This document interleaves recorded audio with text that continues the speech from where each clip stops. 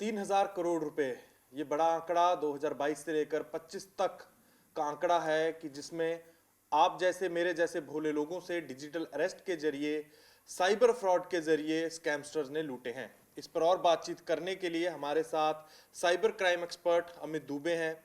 Sir, बहुत बहुत शुक्रिया आज तक से बात करने के लिए। हाल ही में अभी एक केस देखा गया साउथ दिल्ली के दंपत्ति का, जहां 15 करोड़ रुपए की सर बड़ी रकम डिजिटल अरेस्ट के जरिए स्कैमस्टर्स ने लूट लिए सर। हालांकि पकड़े तो गए, पर सर सबसे पहला सवाल ये होगा कि डिजिटल अरेस्ट है क्या? बहुत हम सुनते हैं, मीडिया में भी सुनते हैं, सरकार भी अपनी तरफ से अवेयरनेस कैंपेन चला रही है, पर डिजिटल अरेस्ट है क्या सिंपल भाषा में सर? मेरे ख्याल से सबसे बड़ी प्रॉब्लम यही है कि लोग न्यूज़ की हेडलाइन तो पढ़ते हैं, टीवी की हेडलाइन तो देखते हैं, पर डिटेल में नहीं जाते कि ये होता कैसे है, और जब उनके संग होता है तो वो फंस जाते हैं क्योंकि मोडस ऑपरेंडी पूरी उनको नहीं पता होती। आमतौर पर ये खेल एक IVR कॉल से शुरू होता है। प्री रिकॉर्डेड कॉल है, लोगों को लगता है कि प्री रिकॉर्डेड कॉल किसी क्रिमिनल से तो आएगी नहीं, तो उस पर डिफ़ॉल्ट भरोसा करते हैं। वो कहता है कि आपका कोई कुरियर फंसा हुआ है, वापस आ गया है, या आपका नंबर ट्राई उन्हें आइडेंटिफाई किया है, मिसयूज़ हुआ है, उससे कुछ अनसॉलिसिटेड कम्युनिकेशन हुआ है, कुछ ऑब्सीन डेटा भेजा गया है। ये दो ही रीजंस दिए जाते हैं, और फिर आप कहते हैं नहीं नहीं ऐसा तो नहीं है, नहीं नहीं आप ही का नंबर है। जैसे ये जो दंपत्ति था, इनको ट्राई का इंपर्सोनेशन किया गया, वरना कुरियर के नाम पर लूटा गया। इससे पहले भी साउथ दिल्ली में एक बड़े बैंक के वाइस चेयरमैन के डेटा करीब 22 करोड़ गए थे। तो आप जैसे ही उसमें कहा जाता है IVR कॉल में कि आ गया है, और आप 9 दबाइए ताकि आप कस्टमर केयर एग्जीक्यूटिव से बात कर लें। आप 9 दबाते हैं, सामने बंदा फ़ोन उठाता है और आप कहते हो साहब वो मेरा कोई कुरियर आ गया है या वापस आ गया, या आप वो बंदा बोलता है कि भाई ट्राई में आपका नंबर आइडेंटिफाई हुआ है। दोनों केसेस में आपको वो डराता है पहले कि इसमें तो एक FIR हो गई है, इसमें तो जांच चल रही है, इसमें तो दुनिया भर की एजेंसीज इन्वॉल्व है, मुंबई क्राइम ब्रांच इन्वॉल्व है, CBI है, ED है, सारे बड़े नाम ले देता है वो। अरे नहीं नहीं सर, मेरा कैसे हो सकता है, मैं तो ऐसा कुछ करता नहीं। तो फिर आप डर क्यों रहे हैं? आप तुरंत उनको स्टेटमेंट दे दीजिए, बात कर लीजिए। हाँ हाँ मैं स्टेटमेंट दे दूंगा। वो मुंबई क्राइम ब्रांच से कनेक्ट करता है, मैं आपकी हेल्प करता हूँ, घबराइए मत। आपके दिमाग में जा रहा है कि ये बंदा आपकी हेल्प कर रहा है, आपको अंदेशा भी नहीं होता कि ये भी उसी गैंग का एक हिस्सा है। फिर आपके सामने मुंबई क्राइम ब्रांच की आवाज़ आती है, हाँ साहब क्या प्रॉब्लम है? साहब ऐसा ऐसा है, मेरा नंबर कोई अनसॉलिसिटेड कम्युनिकेशन या मेरा कुरियर आ गया। अच्छा अच्छा, ये आप ही का आधार नंबर है? हाँ जी। वो आपको कुछ और पर्सनल डिटेल देता है और आप घबराना शुरू होते हो कि यार इसको सब पता कैसे? ये लिंक भेज रहा हूँ, जरा खोलिए। आप लिंक खोलते हैं, नाम उसमें सुप्रीम कोर्ट ऑफ इंडिया की फर्जी वेबसाइट दिखती है। नाम ढूंढिए, आप इसमें अपना अपना नाम डालते हैं, मिला कुछ आपको, तो आपको एक फ़ाइल मिलती है, खोलते हैं आप उसको, क्या है ये? वो आपका अरेस्ट वारंट होता है। सर ये तो अरेस्ट वारंट है, तो आप खुले कैसे घूम रहे हैं? आपके खिलाफ तो अरेस्ट वारंट निकला हुआ है। अब आपकी सांस अटकती है, नहीं सर प्लीज़, मैं तो बूढ़ा आदमी हूँ या मैं तो सरकारी आदमी हूँ, प्लीज़ बचा लीजिए, मैं तो ऐसा कुछ किया भी नहीं, तो किसी कोई गलत फहमी है। अच्छा ठीक है, आपकी हेल्प करते हैं, 2 मिनट। ये भी आपकी हेल्प कर रहा है। एक काम करते हैं, देखिए आप शरीफ आदमी लग रहे हैं, आपको 2 ऑप्शन है, या तो आप फिजिकली अरेस्ट हो जाइए या डिजिटली अरेस्ट हो जाइए। अब आप क्या सेलेक्ट करेंगे? Digitally arrest. जबकि डिजिटल अरेस्ट शब्द ही गैर कानूनी है, डिजिटल अरेस्ट नाम का कोई शब्द ही नहीं है। लेकिन चूंकि आपको इस प्रोसेस से गुजर के वहाँ ले जाके 2 ऑप्शन दिए गए और आपके दिमाग में डाल दिया कि नहीं नहीं ऐसा कुछ होता है, सर आप डिजिटल अरेस्ट कर लीजिए, तो एक लिंक भेजता है, ये स्काइप लिंक है, एप्लीकेशन इंस्टॉल कर लीजिए। स्काइप इसलिए भेजता है क्योंकि स्काइप पे वीडियो कॉल कई दिनों तक सस्टेन कर जाती है, गूगल मीट या व्हाट्सएप पे करेंगे तो डिस्कनेक्ट हो जाता है। फिर आपको एक वीडियो कॉल आता है, इसमें थानेदार बिल्कुल ड्रेस में 3 स्टार में, पीछे प्रेसिडेंट गांधी जी के पिक्चर्स, थाना दिखाई देता है, और वो आपको ग्रिल करना शुरू करता है। कहता है आप वीडियो कॉल बंद नहीं कर सकते, 24 घंटे ऑन रखेंगे, मेरी परमिशन के बिना कहीं जाएंगे नहीं, आप किसी को बताएंगे नहीं, बताएंगे तो आप पर रासुका लग जाएगी, 20 साल की जेल हो जाएगी, आप अपने पेरेंट्स, अपने बच्चे, अपनी वाइफ तक को नहीं बताएंगे। चुपचाप जो मैं कह रहा हूँ कि ये जब तक जांच चल रही है, और उस जांच के नाम पर वो आपके अकाउंट से पहले पैसा सारे अकाउंट में ट्रांसफ़र करा लेते हैं अपने। फिर आपसे कहते हैं कि इस पर तो पेनल्टी लगी है, लोन लीजिए, तो आप लोन ले लेते हैं, फिर अपने ज़मीन जायदाद बेच देते हैं। लोग 103 दिन 3-3 महीने तक डिजिटली अरेस्टेड रहे, और बैंक में बार बार जा जा के लोन लेके पैसा देते रहे, या अपना ज़मीन जायदाद घर बेच के पैसा दिया है। तो अब आप देखिए कि ये पूरा का पूरा प्रोसेस 1 दिन 2 दिन 1 हफ्ते का नहीं होता। कई बार जब तक आप पूरी तरीके से खाली ना हो जाए, वो छोड़ता नहीं है, वो ग्रिल करता रहता है। और सोल्यूशन इतना सिंपल है कि बस आपको किसी को बताना है।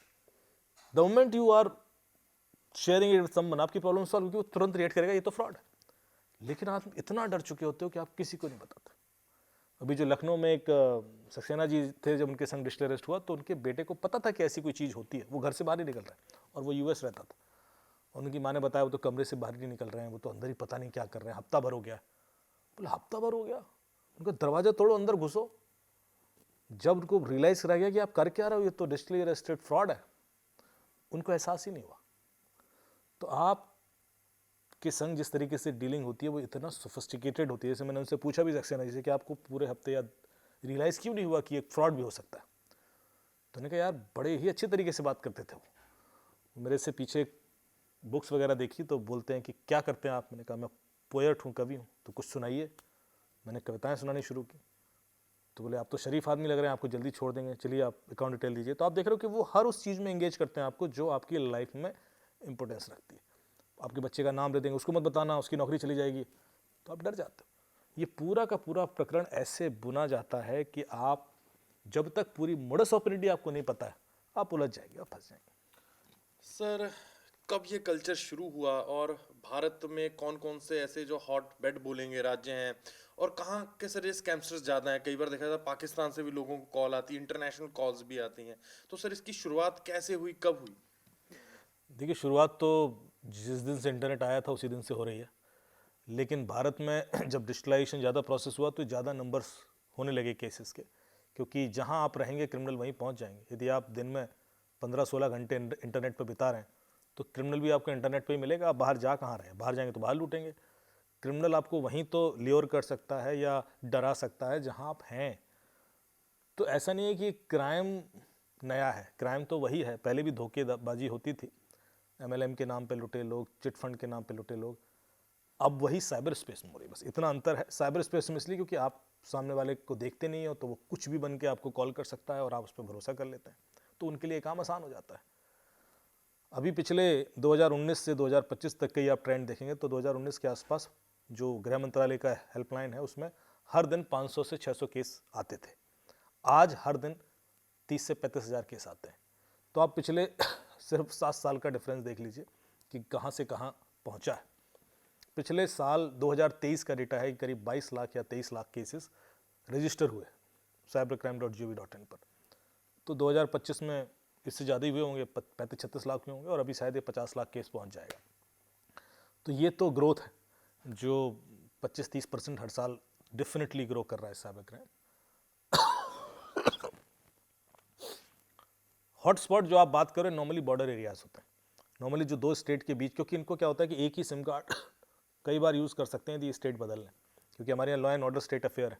तो इस पुलिस में यदि कंप्लेन गई और क्रिमिनल यदि स्विच करके दूसरे स्टेट चला गया, उसकी लोकेशन भी मिल रही है, तो उसको अरेस्ट करने का एक प्रोसेस है।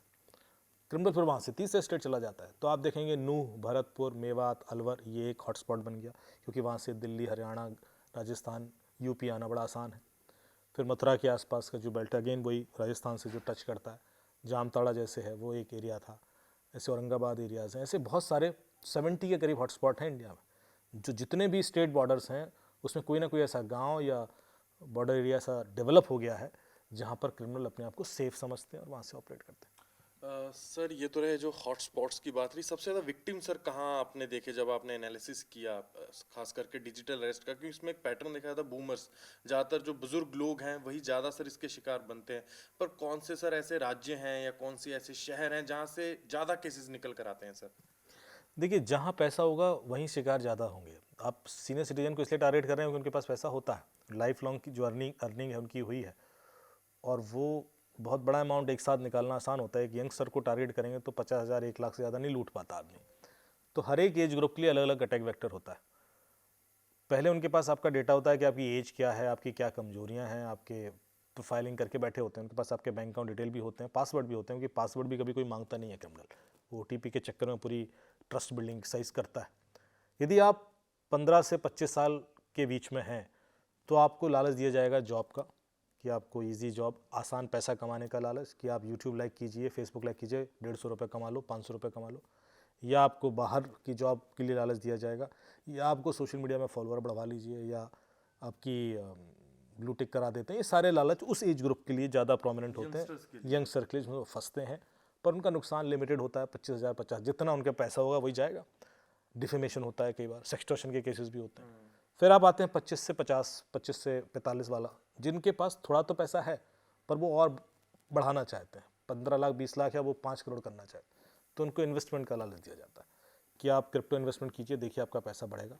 शेयर इन्वेस्टमेंट कीजिए, ऐप है, देखिए आपका पैसा बढ़ा देगी। बेटिंग ऐप का लालच देंगे, तो आप वहाँ फंसते हैं क्योंकि आपके पास अब उतना पैसा है और वो चला जाता है। उसके बाद फिर आप आते हैं 50 से ऊपर वाला सीनियर सिटीजन्स जो ग्रुप है, उसमें आपको डराया जाता है। डिजिटल अरेस्ट उसी सेगमेंट के लिए है, या आपका बच्चा हमने पकड़ लिया है ड्रग के संग और पैसे दीजिए वरना उसको अभी हम नारकोटिक्स कंट्रोल ब्यूरो को दे रहे हैं, फिर तो 10 साल की सज़ा है, ये है, आप घबरा के पैसे दे दो। या आपका बच्चा रेप केस में फंस गया है, ये जो, क्योंकि उनकी सिचुएशन ऐसी होती है कि एक तो उनका हार्ट वीक है, डराएंगे तो जल्दी डर जाएंगे, वो रिएक्ट सोच समझ के नहीं कर पाते हैं, और उनको बच्चे को लेकर आदमी इतना इमोशनल होता है कि वो बहुत ज़्यादा लॉजिकल नहीं सोचता, वो कहता है पहले इसको बचा लेता है। तो जानबूझ के ऐसे डर वाले जो अटैक वेक्टर हैं सीनियर सिटीजन्स के लिए टारगेट करते हैं। तो हर एज ग्रुप में फंस रहे हैं लोग। सवाल ये कि सीनियर सिटीजन से ज़्यादा पैसा जाता है। अभी जो आपने बोला कि डिजिटल अरेस्ट में करीब 3000 करोड़ गया, तो क्योंकि वहाँ पर रिटर्न ज़्यादा है, पर विक्टिम जो लूटा जा सकता है वो अमाउंट बहुत ज़्यादा होता है। सर, सबसे ज़्यादा जो लोग देखा जाता है डिजिटल अरेस्ट का जो प्लेटफॉर्म, सोशल मीडिया प्लेटफॉर्म्स का सर बहुत यूज़ होता है। टेलीग्राम पर भी हम देखते हैं, रैंडमली आपको ग्रुप में ऐड कर लेगा, मैं खुद देखता हूँ। तो और ऐसे कौन कौन से सर प्लेटफॉर्म्स हैं सोशल मीडिया पर जहाँ पर सर डिजिटल अरेस्ट होने का खतरा ज़्यादा है, और क्या मोडस ऑपरेंडी रहता है सर सोशल मीडिया पर लोगों को लुर करने का? देखिए, टेलीग्राम पे इसलिए लेके जाते हैं क्योंकि टेलीग्राम में एनोनिमिटी मिल जाती है। आप चाहें तो बिना मोबाइल नंबर भी टेलीग्राम अकाउंट खोल सकते हैं, और जो ईमेल आईडी है वो आप किसी ऐसे ईमेल सर्वर पर खोल लें जो एनोनिमिटी देता है, जैसे प्रोटॉन मेल वगैरह है। तो ऐसे में क्रिमिनल को ढूंढना पकड़ना मुश्किल हो जाता है। और आपको जब टेलीग्राम ग्रुप में ले जाएंगे इन्वेस्टमेंट फ्रॉड के नाम पर, और उसमें जितने भी लोग होंगे वो एक ही व्यक्ति होता है एक्चुअली, आपको दिखता है 30 40 50 लोग हैं, वो एक ही व्यक्ति अलग नाम से आपको मैसेज भेज रहा होता है। और फिर आपको एक कॉल आएगा एक लड़की का कि इस ग्रुप में आपका नंबर मिला, क्या हम इस पर भरोसा कर सकते हैं। वो आपके दिमाग में डाउट डालेगा पहले, तो कहते हैं मुझे भी अब किसी ने ऐड किया, या मैं ऐसी इंटरेस्ट में ऐड हो गया, यार मैं पैसा लगाना चाहती हूँ, आप बताइए सर लगाएं ना लगाएं। नहीं, मुझे तो नहीं पता, तो सर प्लीज़ इसको वेरीफाई कर लीजिए ना। फिर आपको दूसरा कॉल आएगा कि सर वो मैंने कुछ पैसे तो लगाए थे, बड़े तो हैं, लेकिन मुझे अभी डाउट आ रहा है। आप समझ रहे हो, वो सारा एक ही गैंग है, शिकंजा बनाया। वही आपको डाउट देगा, वही आपको सोल्यूशन देगा, वही आपको क्वेश्चन करेगा, वही आपको आंसर देगा, और आपको लगेगा कि you are gaining intelligence out of it, ये तो आपको नॉलेज दे रहे हैं, और उसके बाद आप डिसीजन ले लेते हो। ये इस तरह से खेला जाता है कि आपको पता नहीं होता कि सारी तरफ वही है, एक ही दुनिया है सामने। और ये बहुत स्मार्टली होता है। जब भी एक पंजाब पुलिस के आईजी साहब के पैसे गए जब इन्वेस्टमेंट फ्रॉड में, और उन्होंने खुद को सुसाइड करने की भी कोशिश की, ये आप सोचिए जब एक आईजी रैंक का ऑफिसर ट्रस्ट कर गया, क्योंकि उन्होंने तो हर तरह के क्रिमिनल देखे हैं, हर तरह के लोगों से इंटरेक्ट किया है, पर वो ट्रस्ट इसलिए कर गया क्योंकि वो दुनिया इतना रियलिस्टिक बनी जाती है कि आप नहीं डाउट कर पाते। और जो बंदा कभी क्रिमिनल के संग डील ही नहीं किया, वो तो बिल्कुल ट्रस्ट कर लेगा। यहाँ तो मैं उसकी बात कर रहा हूँ जो एक्सट्रीम लेवल पर क्रिमिनल के संग जिन्होंने डील किया है, वो भी नहीं डाउट कर पाए कि ये तो फ्रॉड हो सकता है।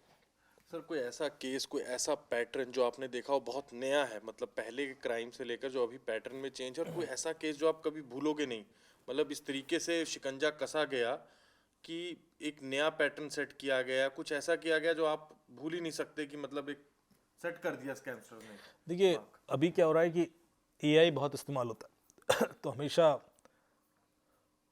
पहले क्या होता था कि हम शायद बहुत ज़्यादा वेरिएशन यदि नहीं है तो हम डाउट कर लेते थे लोगों पर। अभी क्या है कि एक ही व्यक्ति अलग अलग आवाज़ में आपसे बात कर सकता है, एक ही व्यक्ति अलग फेसेस के संग प्रोफाइल बना सकता है, और सारे realistic, charming, good looking, professional faces लगते हैं बिल्कुल कि सीईओ है इस कंपनी का। और वो आप कैसे चेक करोगे कि ये नंबर उसी सीईओ का है या नहीं है? There is no way you can verify.